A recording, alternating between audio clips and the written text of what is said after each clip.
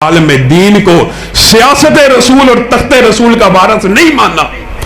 तख्त रसूल का वारस चोर होना चाहिए, लुटेरा होना चाहिए, वडेरा होना चाहिए, जगीरदार होना चाहिए। हत्ता कि हम ऐसी बेज़मीर कौम है कि तख्त रसूल का वारस कोई जानी और शराबी भी हो, हमारे कान पे जू नहीं रेंगती।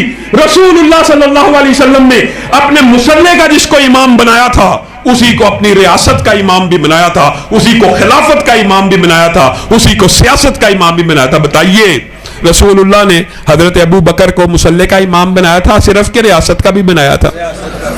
हजरत अबू बकर रियासत के इमाम थे या नहीं थे? हजरत उमर रियासत के इमाम थे या नहीं थे? आपने मौलवी को कहा सिर्फ ये मिंबर रसूल का वारस है, तख्ते रसूल का वारस चोर होना चाहिए, लुटेरा होना चाहिए, वडेरा होना चाहिए।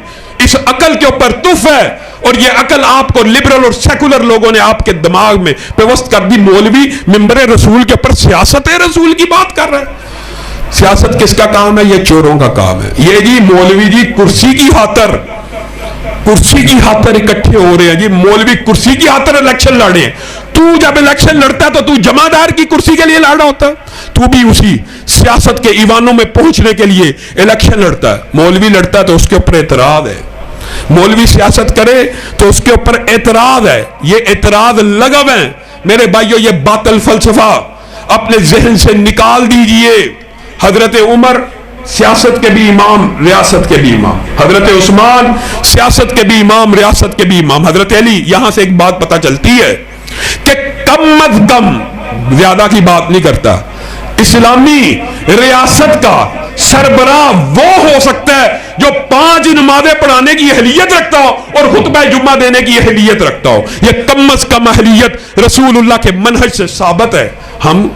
हमने तो ऐसों को बना लिया जिनको कलमा भी पढ़ना नहीं आता, जो नमाज की इमामत कराना तो दूर की बात है, नमाज बाजमात पीछे सही तरीके से अदा नहीं कर सकते, वो रियासत के इमाम हैं।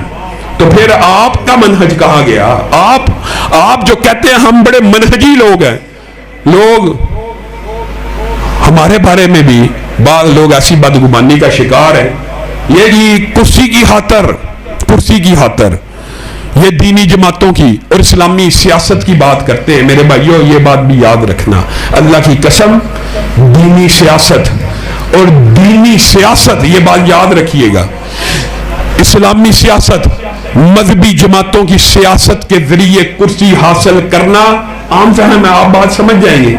दुनिया के अंदर सबसे मुश्किल काम है। पाकिस्तान के अंदर अगर किसी ने कुर्सी हासिल करनी हो और वो इस्लामी और मजहबी जमातों की सियासत के जरिए कुर्सी हासिल करना चाहता है तो उसने सबसे लंबा, कठिन, दुश्वार और तकलीफ दे रास्ता इख्तियार किया। अगर कुर्सी हासिल करना टारगेट और मकसद हो तो फिर सबसे आसान तरीका क्या होता है? सब आप इतना अकल रखते, क्या तरीका होता है? सियासी जमातों की सियासत की जाए, किसी सियासी लीडर की कासलेसी की जाए, किसी सियासी लीडर की चापलूसी कर ली जाए, किसी लीडर को अपना बड़ा मान लिया जाए, उसके चंद नारे लगा दिए जाए। कुर्सी हासिल करना वहां से आसान है कि आप लोगों को इस्लामी निजाम, इस्लामी जमातों की सियासत के ऊपर मुख्तस करके आपकी सारी सोच और फिक्र को एक जगह मुज्तमे करके इस्लाम के जरिए सियासत करना यह आसान है कि सियासी पार्टियों के जरिए सियासत करना आसान है। लेकिन हम इस मुश्किल और दुश्वार रास्ते को इसलिए इख्तियार किए हुए हैं कि यह हमारे मनहज से मुताबिकत रखता है और कोई बात नहीं है। और एक बात यह भी याद रखें, सीट हासिल, अपने मुंह कई दफा इंसान अगर कोई बात करे तो अजीब लगती है। अल्लाह की कसम, आज भी पाकिस्तान की जो 2 बड़ी सेकुलर पार्टी हैं, उन दोनों में से भी किसी लीडर का झंडा उठा ले, सबसे पहले कुर्सी हमें मिल जाए। लेकिन यह हमारे मनहज के खिलाफ है, यह हमारी इस्लामी सियासत के खिलाफ है।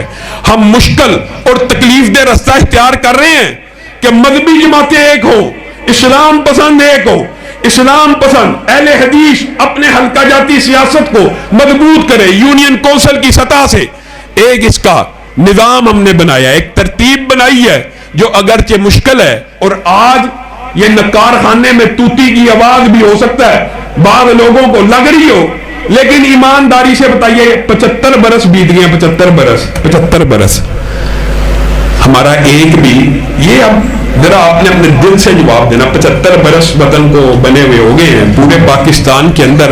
صرف میں دیوبند یا بریلوی کی بات بعد میں کرتا ہوں. اہل حدیث کا پورے پاکستان میں ایک بھی ایم این اے کا اہل حدیث کی بنیاد پہ حلقہ ہے؟ کس نے بنانا ہے؟ ایم پی اے کا ایک بھی حلقہ ہے؟ کس نے بنانا ہے؟ ایم این اے اور ایم پی اے تو دور کی بات ہے, یہ درد دل ہے. ایک یونین کونسل ایسی موجود نہیں ہے جو آپ اہل حدیث کی بنیاد کے اوپر جیت سکے. اور آپ ملک میں کتنے ہیں جی؟ 2.5 کروڑ ہیں. 2.5 کروڑ کا کیا کرنا ہے؟ ان 2.5 کروڑ کو اکٹھا کرنا ہے, ان 2.5 کروڑ کو ایک لڑی میں پرونا ہے. 2.5 کروڑ چھوٹی تعداد نہیں ہے.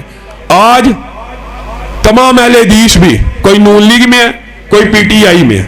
اور میرے بھائیوں, تحریک دفاع اسلام و پاکستان کا مقصد ان نون لیگ میں شامل اہل حدیثوں کو نکلوا کر اپنا پلیٹ فارم سیاسی مہیا کروانا ہے. پی ٹی آئی سے نکال کر اپنا سیاسی پلیٹ فارم مہیا کروانا ہے.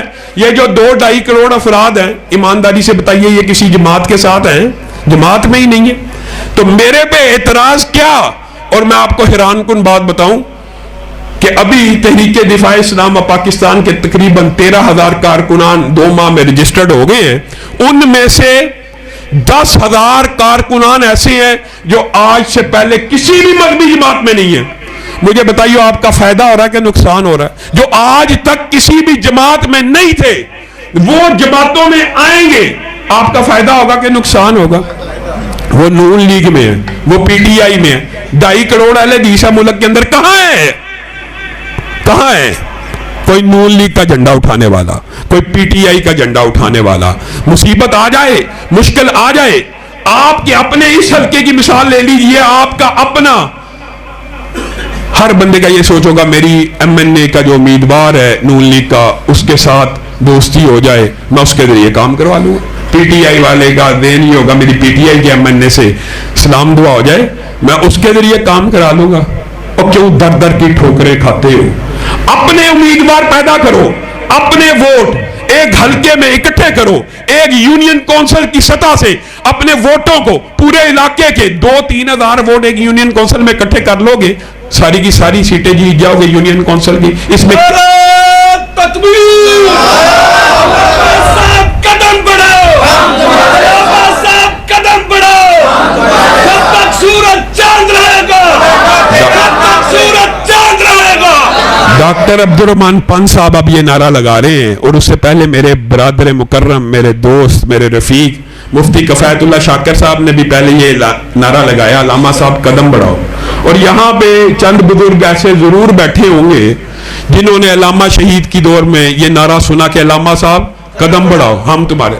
اب مجھے بتائیے, علامہ صاحب نے تو قدم بڑھا دیا مدینہ کی گلیوں کی طرف, شہادت کی منزل کی طرف. کہاں گئے تمہارے نعرے, کہاں گئے تمہارے وعدے؟ ہم اور آپ بھی ذرا اپنے بارے میں غور و فکر کریں. علامہ شہید نے لوگوں کو کہا تھا ناقدو وقت کی رفتار بدلنے کے لیے میں نے تاریخ کے چہرے کو ضیاء بخشی ہے, کج کلاہوں کی رعونت کا اڑایا ہے مذاق, میں نے تاریخ کے چہرے کو ضیاء بخشی ہے. مجھے بتائیے, علامہ شہید نے قدم بڑھا دیا, آپ کے نعرے اور دعوے اور وعدے سارے وہاں کے وہاں رہ گئے, آپ نے اس کارواں کو کس انداز میں جاری رکھا؟ ایک بات اور بھی سمجھ لیجئے, سیٹ مل جانا یہ اہل حدیث کے لیے اچھی بات ہے کہ اہل حدیثوں کی بھی سیٹیں ہونی چاہیے, حلقہ جاتی سیاست ہونی چاہیے. اور انشاءاللہ تحریک دفاع اسلام آپ کو چند سالوں میں ملک کے اندر اہل حدیث کی بنیاد کے اوپر حلقہ سازی کر کے دکھا دے گی. لیکن ایک بات یاد رکھنا, مجھے یہ بات بتلاؤ کہ اگر سیٹ نہیں ہے یا کرسی نہیں ہے تو ایمانداری سے بتاؤ مجھے اور آپ کو دفاع صحابہ کے لیے کسی کرسی کی ضرورت ہے؟ ختم نبوت کا دفاع کرنے کے لیے کسی کرسی کی ضرورت ہے؟ حرمت رسول کے لیے کسی کرسی کی ضرورت ہے؟ جس نے کام کرنا ہوتا ہے اس کو کسی بھی کرسی کی کوئی ضرورت نہیں ہے. آج کے دن میں اللہ کے فضل سے آج کے دن میں ہمارے وکلاء نے اور سینیٹر مشتاق کے وکلاء نے کورٹ کے اندر کیس لڑا, اور یہ خوشخبری کی بات ہے کہ ناظرہ نے 13(1) نمبر جو رول ہے جنس کی تبدیلی کا, عدالت کے سامنے اقرار کیا کہ ہم اس کو تبدیل کر رہے ہیں. کیا یہ کام کرسی سے ہوا؟